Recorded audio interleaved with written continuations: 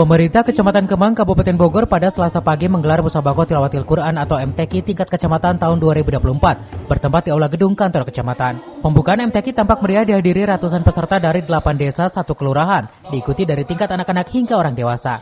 Camat Kemang Imam Mahmudi mengatakan kegiatan lomba MTQ yang rutin dilaksanakan oleh pemerintah kecamatan setiap tahunnya itu mendapat antusias dari masyarakat, diikuti dari 91 kafilah yang siap bersaing membawa nama desa. Pada semua elemen yang terkait dalam kegiatan penyelenggaraan MTQ ini, tentunya apa yang sudah dilakukan, apa yang sudah dibuat, mudah-mudahan mendapatkan amal kebaikan dari Allah Subhanahu Wa Taala. Kemudian untuk kegiatan penyelenggaraan MTQ ini, semoga kegiatan dari awal sampai dengan selesai nanti mudah-mudahan sampai sore ini bisa berjalan dengan baik, aman, tertib, lancar, dan sukses. Kegiatan lomba MTQ yang digelar selama 1 hari itu, para peserta yang juara nantinya akan dilombakan kembali di tingkat kabupaten.